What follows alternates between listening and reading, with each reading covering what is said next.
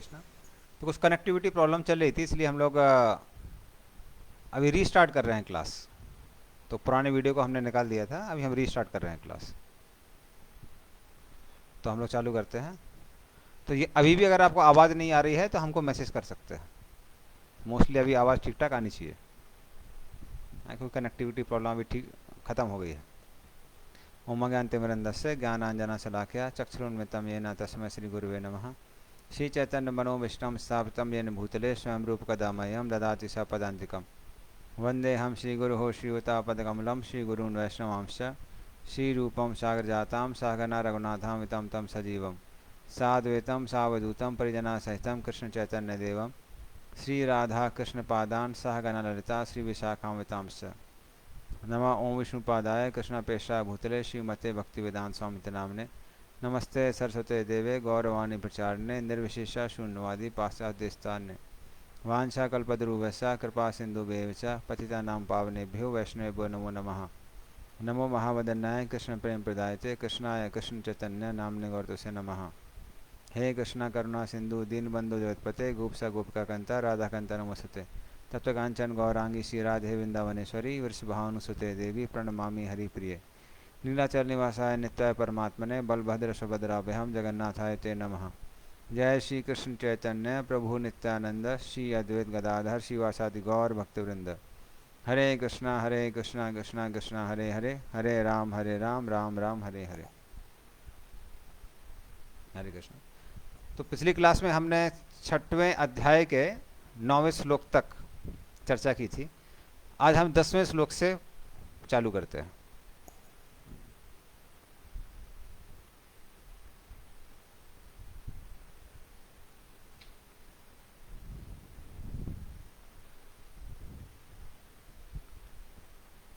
तो ये 10वें श्लोक से 32 श्लोक तक अष्टांग योग के बारे में बताया जाता है। तो इसलिए कुछ चीज़ें इसकी हम लोग फटाफट लेंगे और फिर कुछ और चीज़ें हम लोग डिटेल में लेंगे। तो अष्टांग योग, वो योगी लोग जो वन में जाते हैं वो कैसे अष्टांग योग करते हैं उसके बारे में दिया हुआ है। तो आजकल जो योग है वो मात्र शरीर को स्वस्थ रखने के लिए, वो अष्टांग योग का एक छोटा सा अंग है, फिर भी उससे कुछ लाभ नहीं होता है, क्योंकि शरीर को, व्यक्ति को स्वस्थ रखना है ताकि वो आध्यात्मिक प्रगति कर सके। आजकल लोग आध्यात्मिक प्रगति के बारे में सोचते ही नहीं है। तो हम लोग 10 नंबर श्लोक में जाते हैं।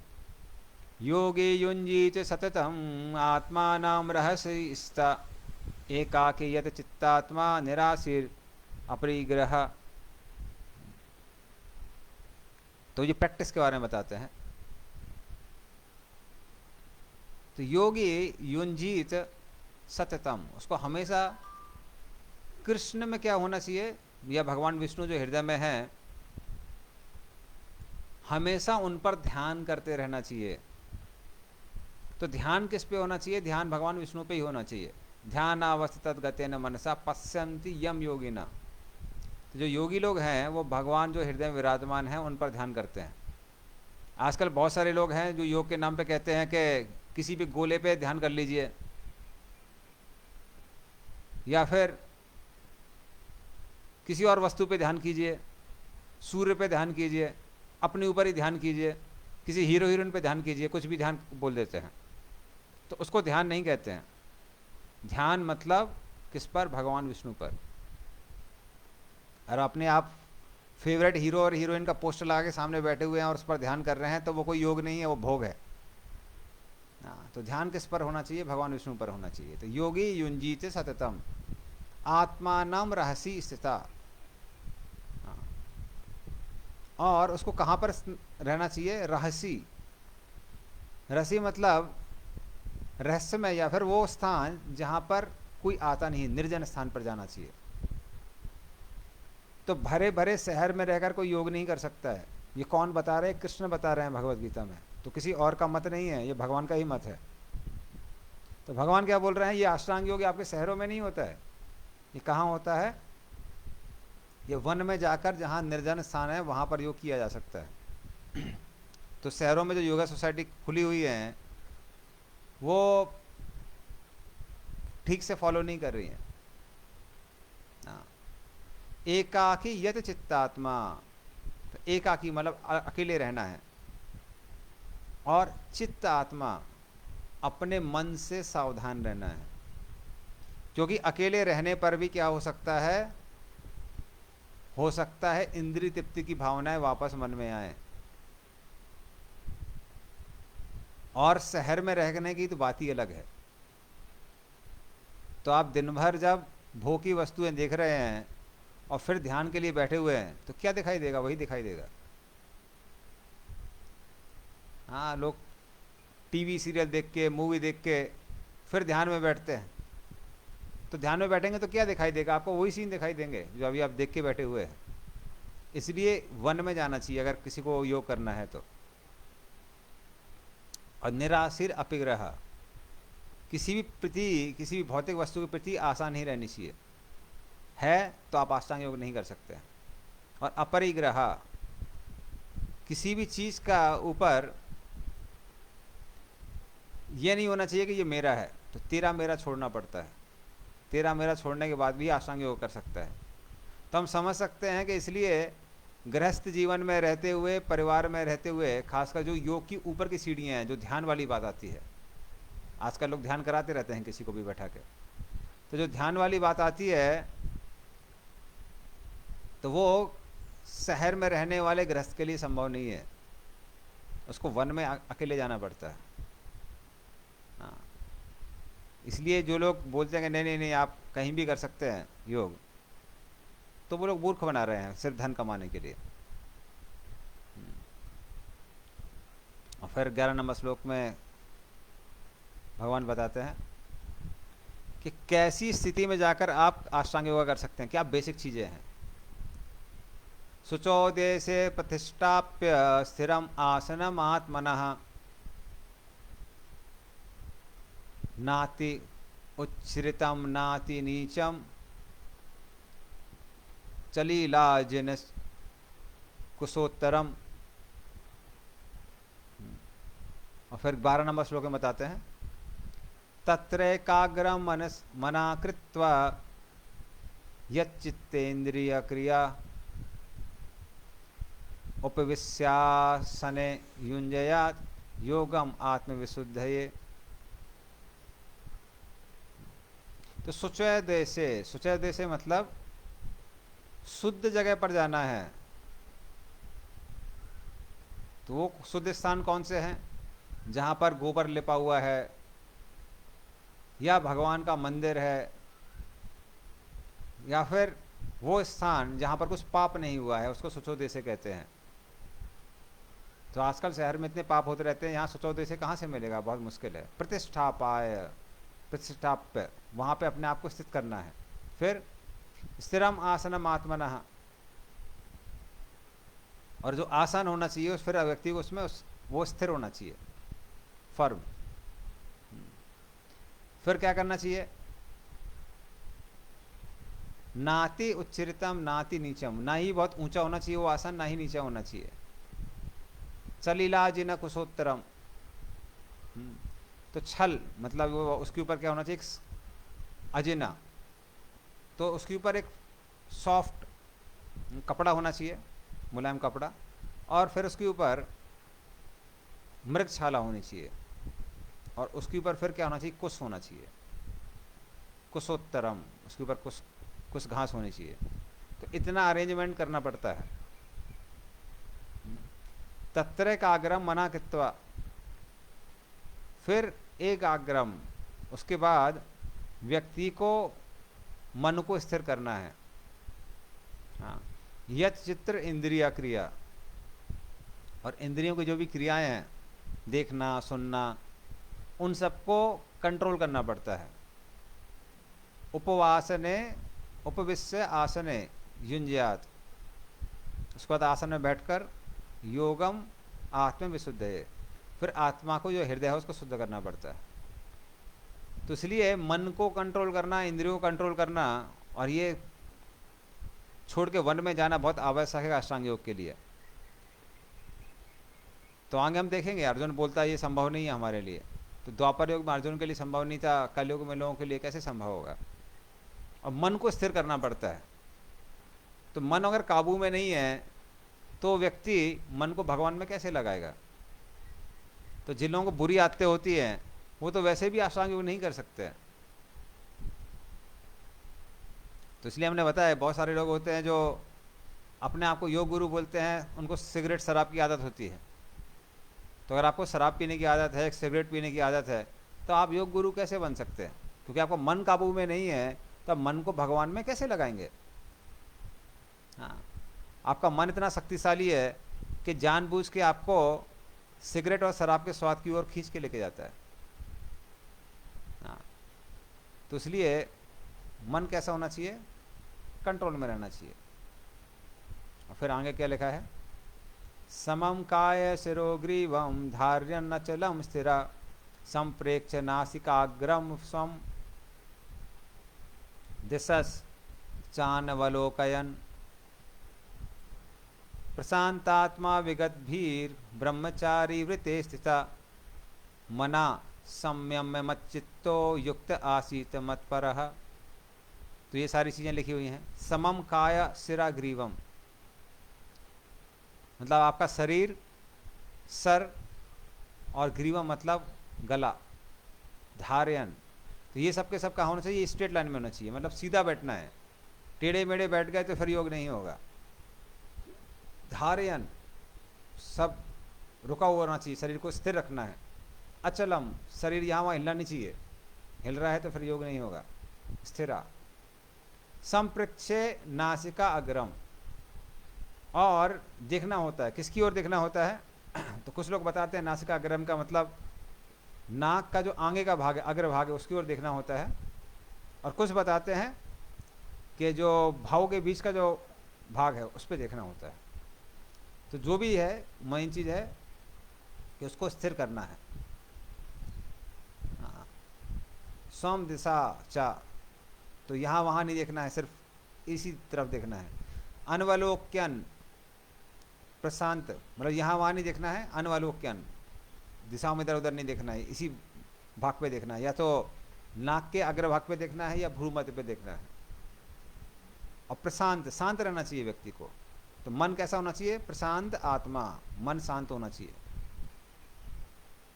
तो यदि झगड़ा होके आया है किसी के साथ में, बॉस के साथ में, पति पत्नी के बीच में झगड़ा हुआ है, तो मन अगर शांत नहीं है तो आप ध्यान नहीं कर सकते।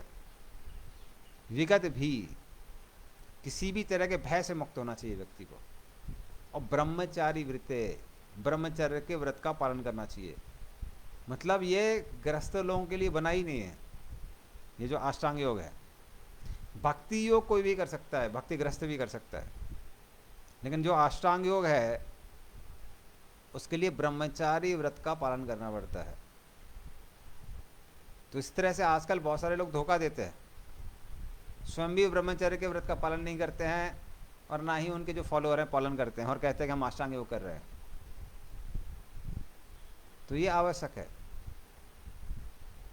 तो ब्रह्मचारी व्रते स्थिता, तो मना संयम में पूरी तरह से मन को काबू में करना है। फिर मत चित्ता, उसके बाद किस पे ध्यान देना है? कृष्ण क्या बोल रहे हैं? मुझ पर ध्यान देना है, यहाँ वहाँ ध्यान नहीं देना है। वही हम बता रहे हैं कि मेडिटेशन जो है वो भगवान विष्णु पे या भगवान कृष्ण जो हृदय में विराजमान है उन पर होता है। वो ऐसा नहीं है किसी भी गोले पे कर दिया ध्यान। कुछ लोग मोमबत्ती पे ध्यान करते हैं तो कहते हैं ये ध्यान है, ये ध्यान नहीं है।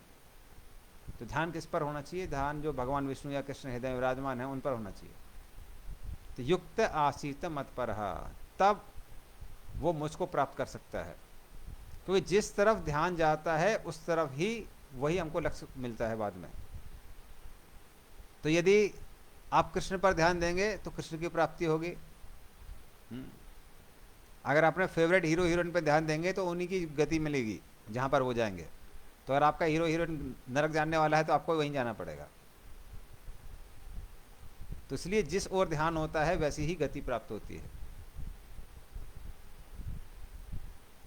तो ये भगवान बताते हैं 13 नंबर 14 नंबर श्लोक में कि अष्टांग योग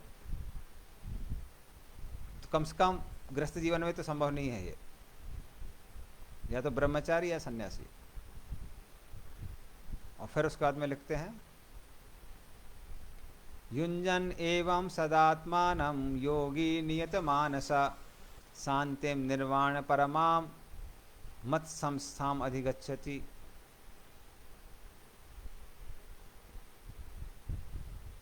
हाँ, तो इस तरह से युञ्जन एवं सदा आत्मानम, तो जो व्यक्ति मन बुद्धि और आत्मा को ध्यान के द्वारा भगवान से युक्त रखता है, नियत मानसा मन को काबू में रखते हुए, शांतिम शांति को प्राप्त करते हुए, निर्वाण परमम, हाँ, तो इस तरह से वो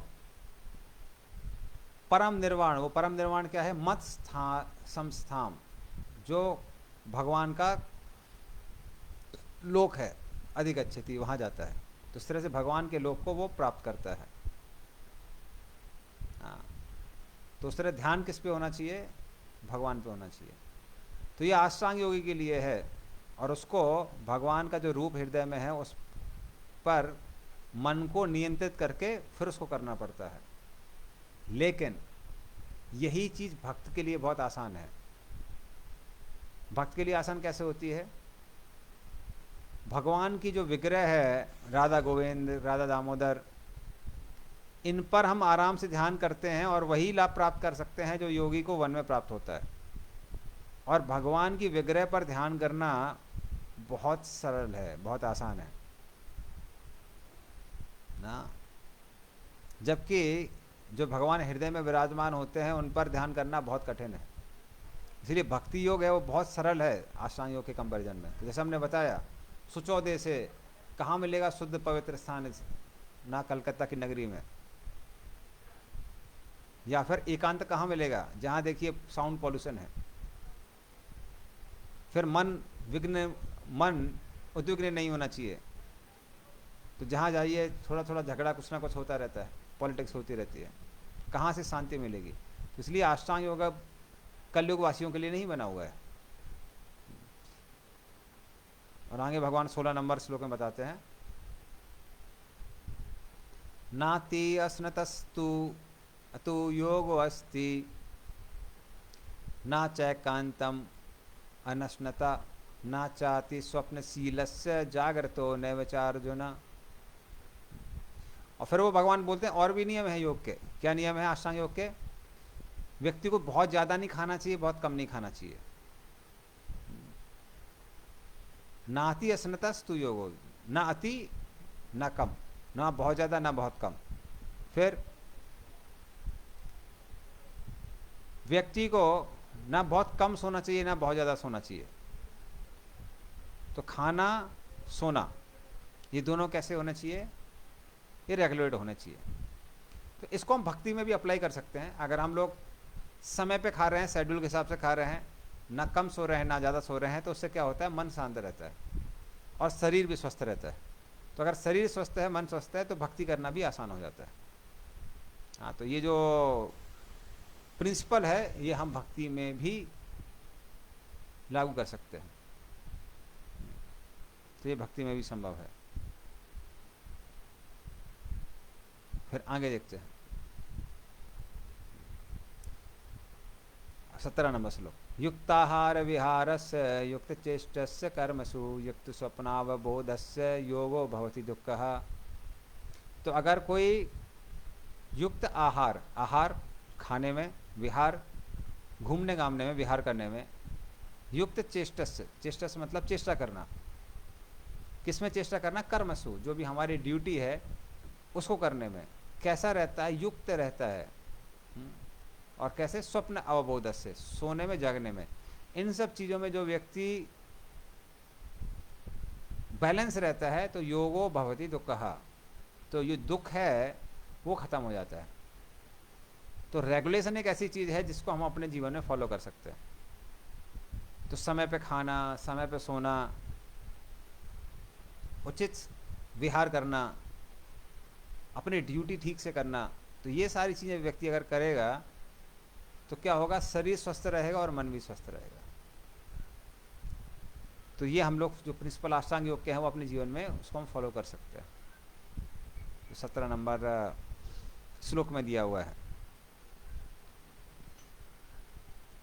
फिर 18-19 बल्कि 18 से लेकर 23 तक जो व्यक्ति अष्टांग योग का लक्ष्य है उसको प्राप्त कर चुका है उसके बारे में बताते हैं। तो ये भी हम लोग फटाफट लेते हैं। यदा विनियतम चित्तम आत्मनि एवावतिष्ठते निष्प्रहा सर्वकामेभ्यो युक्त इति उच्यते तदा।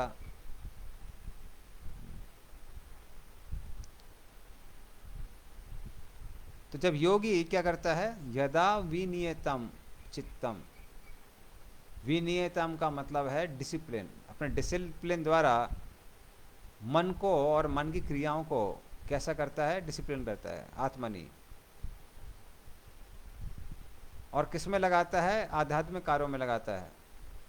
तो एव अवितिष्ठते निष्प्रहा, तो वो व्यक्ति कैसा हो जाता है, भौतिक इच्छाओं से मुक्त हो जाता है। हाँ। तब हम क्या कह सकते हैं, तो निष्प्रहा सर्व कामेभ्यो, सारी भौतिक कामनाओं से जब मुक्त हो जाता है तब हम क्या कह सकते हैं, युक्त इति उच्यते तथा, तब उसको हम लोग बोल सकते हैं कि वैसा व्यक्ति योग में स्थित है। योग मतलब भगवान से युक्त है, उसका मतलब योग होता है। योग का मतलब है अपने आप को भगवान से जोड़ना। तो ये सारी कंडीशन बताई गई हैं ऐसे व्यक्ति के लिए कि डिसिप्लिन होना चाहिए जीवन में, फिर जो मन है वो आध्यात्म में जुड़ा रहना चाहिए, और कोई भी भौतिक इच्छा नहीं होनी चाहिए। तो उसका एक उदाहरण भी देते हैं भगवान 19 नंबर श्लोक में। यथा दीपो निवातिस्थो निंगते सोपमा स्मृता योगिनो यत चित्तस्य युञ्जतो योगमात्मनः। तो यथा दीपो निवातिस्थो, तो उस स्थान पर जहाँ पर हवा नहीं चल रही है वहाँ पर अगर दीप रहता है तो क्या होता है, निंगते सुपमा स्मृता। तो इंगते मतलब वो यहाँ वहाँ हिलता नहीं है, हिलता डुलता नहीं है। तो ये उपमा दी गई है। उसी तरह से योगी का जो मन है, चित्तस्य युञ्जते योगम आत्मनः, तो वो भी यहाँ वहाँ नहीं भागता है। वो कब नहीं भागेगा, अगर जो हमने 18 नंबर में बताया था उसको वो व्यक्ति फॉलो करेगा। तो मन कहाँ लगा है, भगवान में लगा हुआ है। हाँ, व्यक्ति एकदम डिसिप्लिन्ड है और भौतिक इच्छाएं हृदय में नहीं है। अगर भौतिक इच्छाएं हृदय में है तो फिर मन यहाँ वहाँ नहीं लगेगा। फिर 20 से 23 में ही भगवान बताते हैं आगे। तो बहुत सारे श्लोक हैं, 4 श्लोक एक साथ हैं, तो ठीक है पढ़ लेते उसको कम से कम एक बार। यत्रो परमते चित्तम निरुद्धम योग सेवया यत्र चैवात्मनात्मानं पश्यन् आत्मनि तुष्यति सुखम आत्यांतिकम यत्तत् बुद्धिग्राह्यमतीन्द्रियं वेत्ति यत्र न चैवायं स्थितश्चलति तत्त्वतः यम लब्ध्वा चापरं लाभं मनते नाधिकं ततः यस्मिन् स्थितो न दुःखेन गुरुणापि विचाल्यते तम विद्या दुःख संयोगा वियोगम योग संगीतम। तो बहुत सारी चीज़ें यहाँ दी हुई हैं, जिसको हम लोग मोटा मोटी इसको हम लोग समझेंगे। तो इस तरह से जब व्यक्ति योग की सिद्धि प्राप्त कर लेता है, जिसको समाधि कहा जाता है, तो मन क्या है, उस समय मन किसी भी भौतिक क्रिया से क्या होता है, मुक्त होता है उस समय मन। तो उस समय व्यक्ति स्वयं को अपने शुद्ध मन से देख सकता है और उसमें आनंदित हो सकता है। मतलब व्यक्ति को समझ में आ जाता है कि हम शरीर में नहीं, हम शरीर नहीं है, आत्मा है। तो भगवान ने कुछ श्लोकों में बंद कंप्लीट कर दिया, पर योगी लोग हजारों लाखों वर्ष तक तपस्या करते हैं। उस स्थिति में व्यक्ति को क्या प्राप्त होता है, एक आध्यात्मिक सुख की अनुभूति होती है, आध्यात्मिक इंद्रियों द्वारा। क्योंकि जो आत्मा है वो किसकी बनी है, वो 3 तत्वों की बनी है, सत चित आनंद। सत मतलब आत्मा अमर है, मरती नहीं है। चित मतलब पूर्ण रूप से ज्ञानवान है। भगवान जैसा ज्ञान नहीं होता है, पर अपने आप में काफ़ी ज्ञान होता है। और आनंद, पूर्ण रूप से आनंद में है, तो उस आनंद की अनुभूति होती है व्यक्ति को इस स्थिति में। और ऐसी स्थिति में स्थित होकर व्यक्ति सत्य से कभी भी दूर नहीं जाता है, और उसको समझ में आता है कि इससे बड़ा लाभ कुछ नहीं है जो आध्यात्मिक आनंद हमको प्राप्त हो रहा है। तो ये सेम चीज भक्ति में भी होती है। तो भक्ति करते करते वो आनंद की अनुभूति होने लगती है ना, खासकर हमारे कुछ साल बीत जाते हैं जब, तब व्यक्ति को समझ में आता है कि इससे बड़ा आनंद दुनिया में नहीं है। इसलिए कई बार लोग प्रश्न पूछते हैं हमारे भक्तों से, कह रहे आप संसार छोड़ के आए हैं, यहाँ पर साधु बन गए हैं, तो क्या कारण है आप साधु बन गए? तो वो जो भक्ति करेगा वही समझ पाएगा। खैर ये आध्यात्मिक अनुभूति, आध्यात्मिक आनंद की अनुभूति व्यक्ति गृहस्थ जीवन में भी कर सकता है, ऐसा नहीं है। किंतु भक्ति का जो आनंद है वो, उसको हम लोग शब्दों द्वारा उसका वर्णन नहीं कर सकते हैं। इसलिए इंग्लिश में कहावत है that it is like nectar in the tongue of a dumb man। अगर गूंगे व्यक्ति के जी में अमृत रख दिया जाए तो उसको आनंद बहुत आएगा, पर क्योंकि वो गूंगा है उसको पता नहीं सकता है। उसी तरह से जो भक्ति का आनंद है वो ऐसा है जिसको शब्दों में उसका वर्णन नहीं दिया जा सकता है, बस ये समझ सकते हैं कि बहुत ज़्यादा है। और उस स्थिति पर पहुंचकर व्यक्ति के जीवन में कितनी भी समस्या क्यों ना आए वो विचलित नहीं होता है। और ये जो स्थिति है, ये स्थिति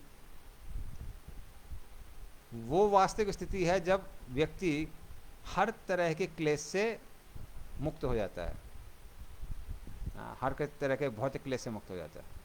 तो ये वो स्थिति है। और फिर उसके बाद में आगे 24 नंबर श्लोक में भगवान बताते हैं,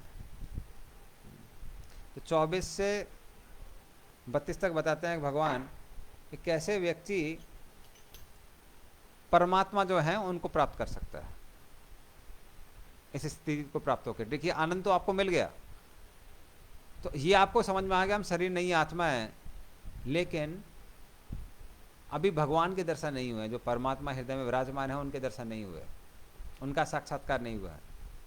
तो उनका साक्षात्कार कैसे होता है इस योगी को, वो 24 नंबर से 32 नंबर श्लोक में भगवान बताते हैं ना।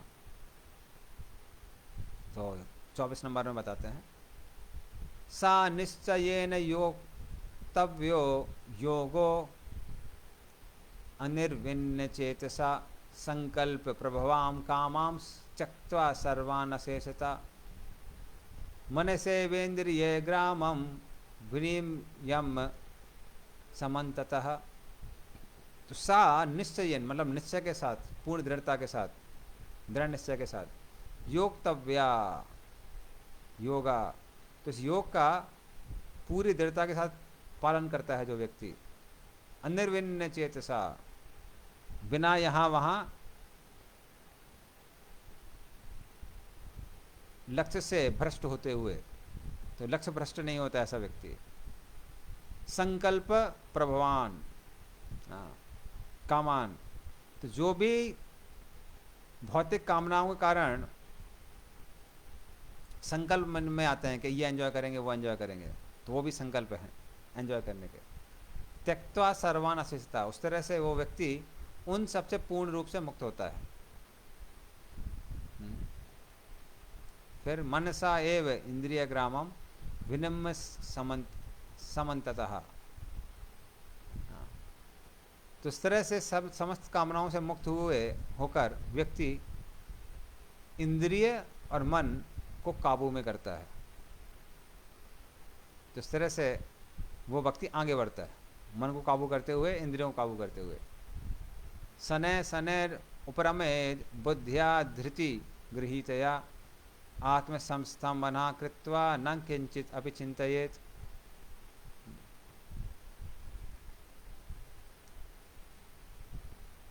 तो इस तरह से शनैः शनैः धीरे धीरे करके अप्रमेद बुद्धिया, बुद्धि द्वारा मन को काबू में रख के, धृति गृहीतया, तो जो आपकी बुद्धि है ना, उसको आध्यात्मिक करके, आध्यात्मिक मतलब आध्यात्मिक आदेशों के अनुसार बुद्धि का इस्तेमाल करके,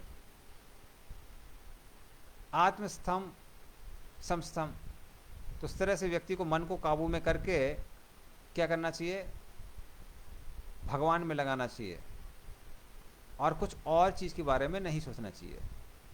चिंतयेत ना किंचित अभिचिंतित, किसी और चीज के बारे में नहीं सोचना चाहिए। और फिर वो फॉर्मूला भगवान बताते हैं कैसे व्यक्ति को मन को काबू में करना चाहिए। तो ये जो फॉर्मूला है ये हम लोग जप में भी लगा सकते हैं, यूज़ कर सकते हैं, या ग्रंथों का अध्ययन कर रहे हैं या गीता की क्लास सुन रहे हैं, अगर मन यहाँ वहाँ जा रहा है तो इस फॉर्मूले को हम लगा सकते हैं, उसको यूज़ कर सकते हैं। तो ये इसलिए अगला श्लोक जो है वो महत्वपूर्ण है। तो भगवान बताते हैं यतो यतो निश्चलते मनश्चंचलम अस्थिरम ततस्ततो नियमेतद आत्मानि एवं वशम नयेत।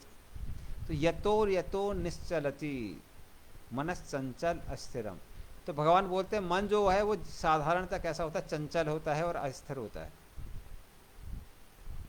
तो अगर अभी आप गीता क्लास भी सुन रहे हैं तो हो सकता है मन यहाँ वहाँ भागे। क्यों? क्योंकि मन का काम ही है चंचल, मन का नेचर है वो। तो मन की प्रकृति है कि वो चंचल है और कैसा है, अस्थिर है। लेकिन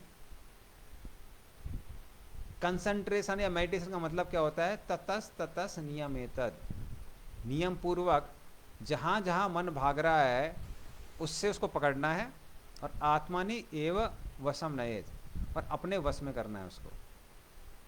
और वश में करने के बाद कहाँ लगाना चाहिए, हम जो आध्यात्मिक एक्टिविटी कर रहे हैं उसमें लगाना चाहिए।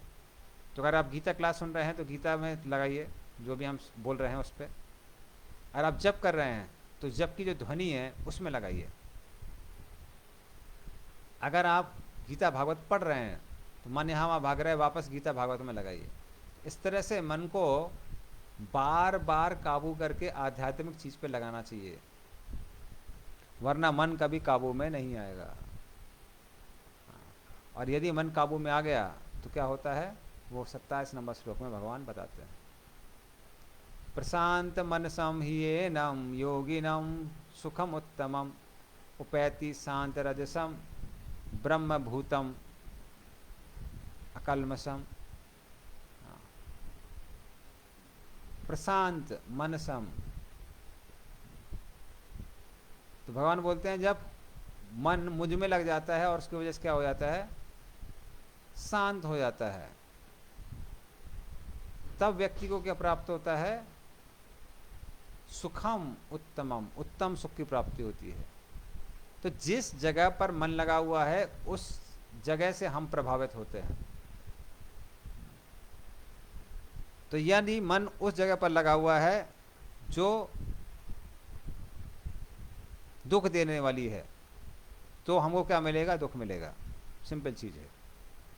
इसलिए एक फॉर्मूला जो कि चाणक्य पंडित बताते हैं, कहते हैं कि जो बहुत ज़्यादा दुखी लोग रहते हैं, तो कुछ लोग हैं वो दुख के हमेशा कुछ ना कुछ बहाने ढूंढते रहते हैं क्यों दुखी रहना है। तो ऐसे लोगों से ज़्यादा संग नहीं करना चाहिए, वरना आप भी कैसे रहेंगे, दुखी रहेंगे। तो ये चाणक्य पंडित बताता है। हाँ। फिर मन अगर उन चीज़ों पर लगा हुआ है जो क्षणिक सुख देने वाले हैं, तो क्या मिलेगा हमको, हमको भी क्षणिक सुख मिलेगा। जो संसार की जो वस्तुएं हैं ना, वो कितना सुख देती हैं, क्षणिक सुख देती हैं। तो उनमें अगर मन लगा रहेगा तो कैसा सुख मिलेगा, क्षणिक सुख मिलेगा। जब तक मुंह में आइसक्रीम है और जब तक घुल नहीं जाती है तब तक क्या मिलेगा, वो सुख मिलेगा। और जैसी ही आइसक्रीम घुल जाती है सुख खत्म हो जाता है। रसगुल्ला जब तक मुंह में है आनंद है, रसगुल्ला पेट में गया आनंद खत्म। तो इस तरह से तब तक क्या रहता है, सुख रहता है। और यदि हम मन को किस में लगाएंगे, उन चीज़ों में लगाएंगे जो आध्यात्मिक आनंद देने वाली हैं, तो हमको क्या मिलता है, तो हमको आध्यात्मिक सुख मिलता है। तो भगवान कैसे है, भगवान का एक नाम है, भगवान कृष्ण का नाम है जिनको बोलते हैं अखिल रसामृत मूर्ति। अखिल मतलब पूर्ण, रस मतलब रस से परिपूर्ण, और मूर्ति मतलब उसका मूर्तिमान स्वरूप। तो यदि आप भगवान के में अपने मन को लगाएंगे तो आप भी पूर्ण रूप से कैसे होंगे, आनंद में रहेंगे। क्योंकि कृष्ण कैसे रहते हैं, हमेशा मुस्कुराते रहते हैं, कृष्ण हमेशा आनंद में रहते हैं। तो यदि कृष्ण में मन को लगाएंगे तो हम भी कैसे रहेंगे, पूर्ण रूप से आनंद में रहेंगे। तो ये फॉर्मूला है। तो प्रशांतम मनसम एनम योगी नाम सुखम उत्तमम, उत्तम सुख की प्राप्ति करता है। उपैति शांत रजसम, तो जो रजोगुण है वो उसका कैसा हो गया है, शांत हो गया है। उपैति शांत रजसम। ब्रह्मभूतम अकल्मषम, इस तरह से वो व्यक्ति ब्रह्मभूत या फिर अपने आप को आत्मा के रूप में क्या करता है, उसका साक्षात्कार करता है। तो ब्रह्मभूत स्थिति को प्राप्त करता है। और अकल्मषम, जो पुराने कलमश हैं, काम क्रोध लोभ के इत्यादि के कारण, उन सब से कैसा हो जाता है, मुक्त हो जाता है। तो ये सिंपल फॉर्मूला भगवान यहाँ बताते हैं।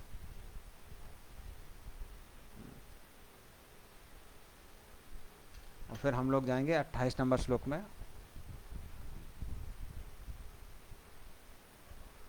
प्रशांत मनसम ही एनम योगिनम सुखम उत्तमम उपैति शांताम रजसम ब्रह्म भूतम अकल्मषम।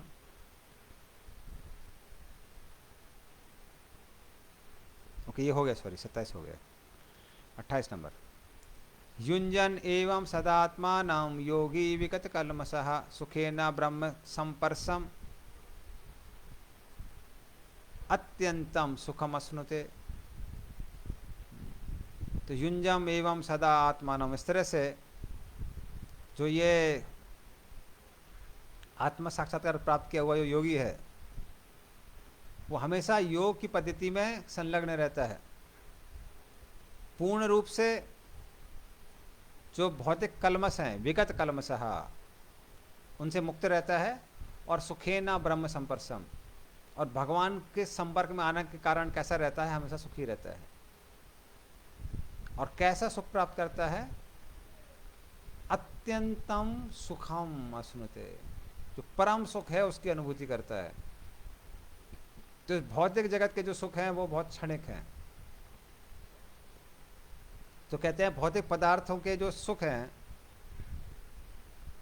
उन सुखों का अगर समुद्र बना दिया जाए तो जो आत्मा का सुख है, सच्चिदानंद, तो आत्मा का जो सुख है वो उसके एक बूंद के बराबर नहीं है।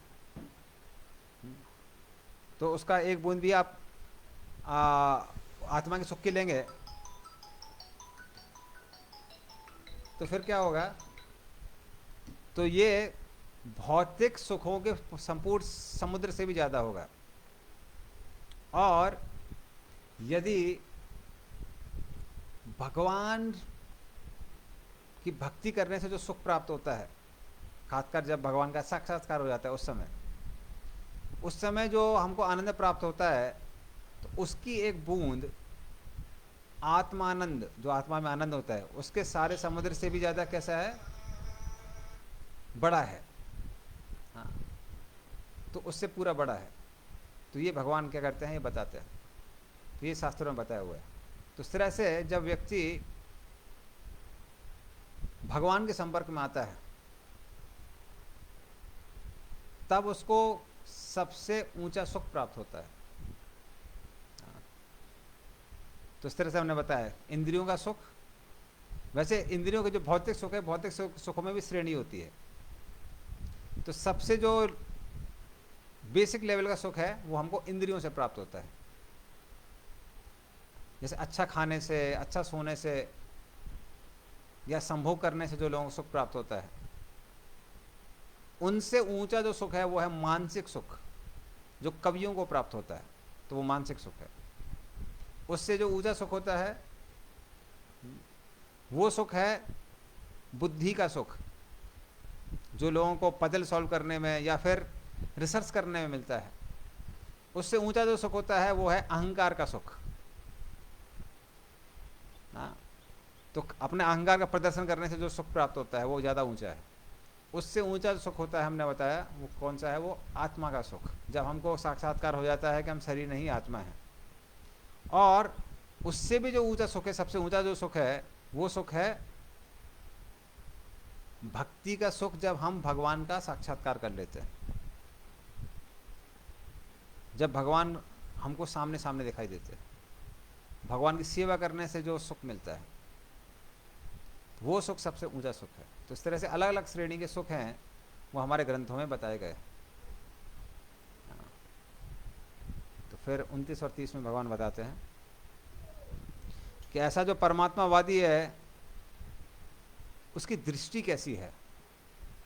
सर्वभूत स्तम आत्मानं सर्वभूतानि चात्मनि ईक्षते योग युक्तात्मा सर्वत्र समदर्शनः। तो जो एक योगी है, सच्चा योगी है, वो भगवान बोलते हैं सर्वभूत स्थम आत्मानम, तो मैं जो सब जीवों में विराजमान हूं उनको देख पाता है।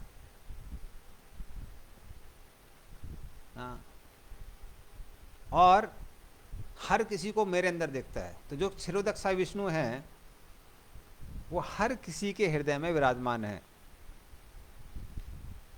और सबके सब किसके अंदर विराजमान है, इस ब्रह्मांड के अंदर विराजमान है। और वो ब्रह्मांड किसके अंदर विराजमान है, वो सबके सब कर्णोदक विष्णु या महाविष्णु के अंदर विराजमान है। तो इस तरह से हर किसी के अंदर भगवान है और हर कोई भगवान के अंदर है। तो ये जो योगी है वो देख पाता है।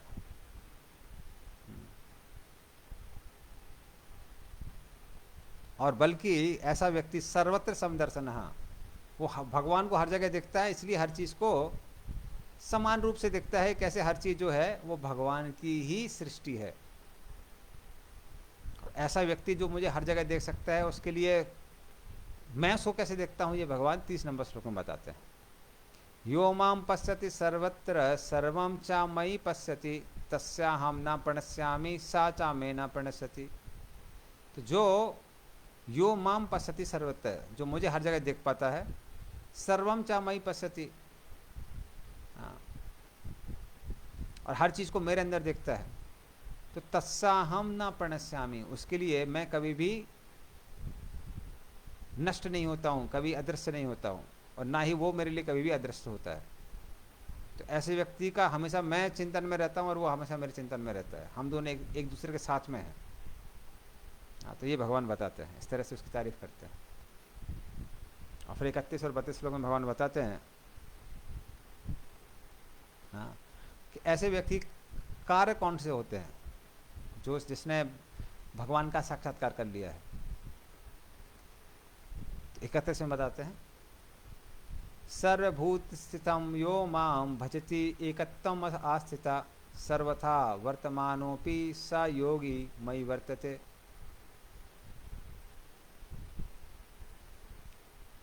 तो ऐसा योगी वो क्या करता है, माम भजती, मेरा भजन करता है। तो अभी मैं सामने दिख तो गया हूं, अभी करेगा क्या, तो मेरा भजन करेगा, मेरी सेवा करेगा, भक्तिमय सेवा। तो इस तरह से वो व्यक्ति क्या करता है, वो देखता है कैसे मैं और परमात्मा एक ही हैं। हाँ, और मेरी सेवा करता है, और मेरी सेवा करने के कारण हमेशा मुझ में कैसा रहता है, स्थित रहता है। सर्वथा वर्तमान आस्थित, इस तरह से मुझ में हमेशा कैसा रहता है, स्थित रहता है।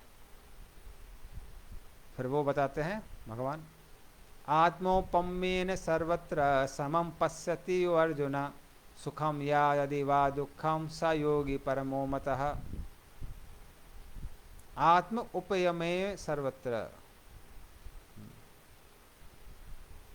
तो वैसा योगी कैसा है? परफेक्ट है। कौन? तो वैसा व्यक्ति स्वयं से जब और लोगों की तुलना करता है तो वो देखता है कि सब बराबर हैं। बराबर कैसे हैं? सबके सब भगवान के अंश हैं। तो सबके साथ वो क्या करते हैं? समानता से व्यवहार करता है। किसमें? सुख में और दुख में। तो भले उसके जीवन में कोई सुख दे रहा है, कोई उसकी प्रशंसा करता है, कहता है अरे आप तो बड़े साधु हैं, महात्मा हैं, और कोई उसकी निंदा कर रहा है कि ढोंगी एक नंबर का बदमाश है, तो वैसा व्यक्ति क्या करता है? सबको समान रूप से देखता है, क्योंकि वो देखता है कि सबके सब कैसे हैं? भगवान के ही अंश हैं। तो उस तरह से वो उस स्थिति को प्राप्त करता है। तो ये योगी का जो परफेक्शन है वो लिखा हुआ है 32 नंबर श्लोक में। और हम नेक्स्ट टाइम 33 नंबर श्लोक में देखेंगे। हम देखेंगे कैसे अर्जुन पूरी तरह से रिजेक्ट कर देता है कि भगवान जो आप योग बता रहे हैं ये हमारे लिए इम्प्रैक्टिकल है। तो इसीलिए जो ये योगी प्राप्त कर रहा है लाखों वर्षों की तपस्या के बाद में, वो भक्त कुछ ही समय में प्राप्त कर सकता है भक्ति के द्वारा, कुछ ही सालों में। तो एक जीवन पर्याप्त है भगवान को प्राप्त करने के लिए, यदि व्यक्ति ठीक से भक्ति करता है तो। तो अगर कोई हरे कृष्ण महामंत्र का जप कर रहा है, गीता भागवत पढ़ रहा है, तो इस जीवन में ही भगवान की प्राप्ति कर सकता है, जो कि योगी को जिसके लिए हजारों लाखों वर्ष लगते हैं। और दूसरी बात, जैसा हमने बताया, वो कलयुग में इम्प्रैक्टिकल भी है। ब्रह्मचर्य का पालन करना है, एकांत स्थान में वास करना है, शुद्ध जगह पे रहना है, ना ज़्यादा खाना है ना ही कम खाना है, टाइम पे सोना है, टाइम पे उठना है। तो बहुत सारे नियम हैं। तो ये कलयुग वासियों के लिए मुश्किल है। इसलिए कलयुग वासियों के लिए जो योग दिया है आत्मा साक्षात्कार प्राप्त करने का, वो बहुत आसान है। वो क्या है? हरे नाम हरे नाम हरे नाम एव केवलम कलौ नास्त्येवा नास्त्येवा नास्त्येवा गतिरन्यथा। तो मात्र हरि का नाम हरि का नाम हरि का नाम, हरि के नाम से ही कलयुग में उद्धार होने वाला है। कलौ नास्त्येवा ना अस्त्येवा। तो कर्म के द्वारा भगवान को प्राप्त नहीं कर सकते हैं, ज्ञान के द्वारा नहीं कर सकते, नास्त्येवा ज्ञान के द्वारा भी नहीं कर सकते हैं, नास्त्येवा योग के द्वारा भी नहीं कर सकते। मात्र कैसे प्राप्त कर सकते हैं? हरि का नाम लेके। तो ऐसे ही हम लोग भगवान को प्राप्त कर सकते हैं। तो क्योंकि क्लास कट गई थी इनिशियली, तो हम लोग शुरू में कीर्तन नहीं कर पाए, तो वही जो हरि का नाम है, अभी हम लोग 5 मिनट हरि का नाम लेंगे और फिर कथा को विराम देंगे। तो अभी हम लोग 5 मिनट कीर्तन करेंगे।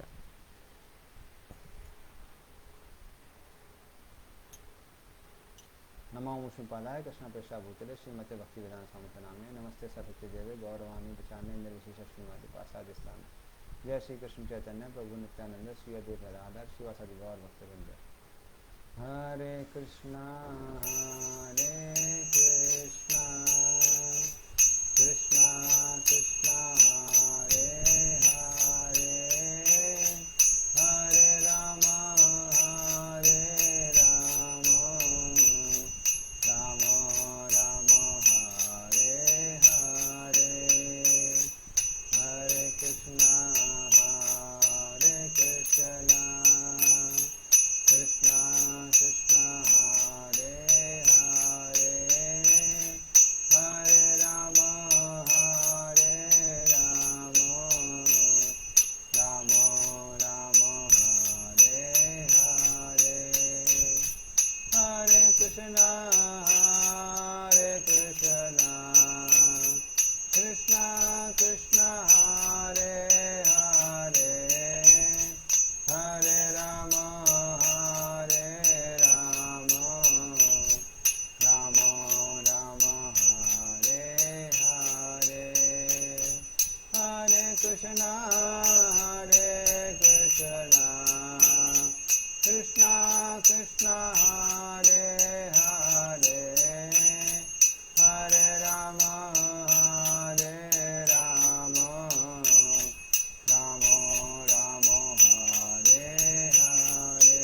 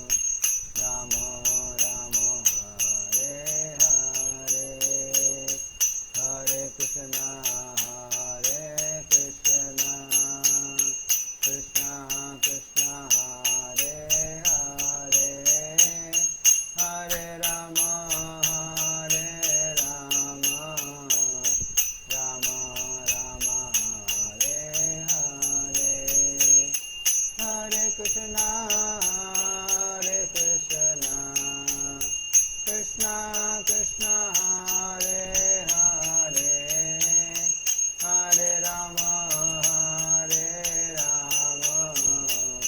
राम राम हरे हरे हरे कृष्णा कृष्णा कृष्णा हरे हरे हरे राम राम राम हरे हरे हरे कृष्णा कृष्णा कृष्णा हरे हरे हरे राम राम राम हरे हरे हरे कृष्णा कृष्णा कृष्णा हरे हरे हरे राम राम राम हरे हरे हरे कृष्णा कृष्णा कृष्णा हरे हरे हरे राम राम राम हरे हरे हरे कृष्णा कृष्णा कृष्णा हरे हरे हरे राम राम राम हरे हरे राधा गोविंद राधे जय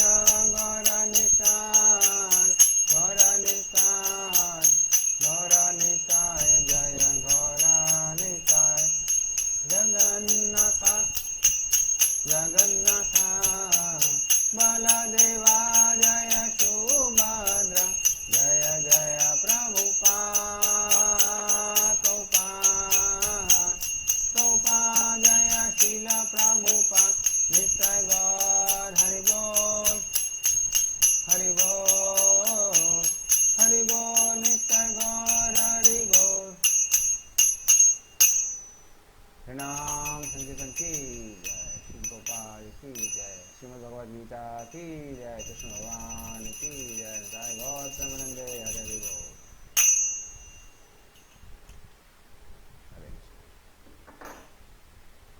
तो 33 नंबर श्लोक से हम लोग नेक्स्ट क्लास में स्टार्ट करेंगे। हरे कृष्ण। श्री गोपाल की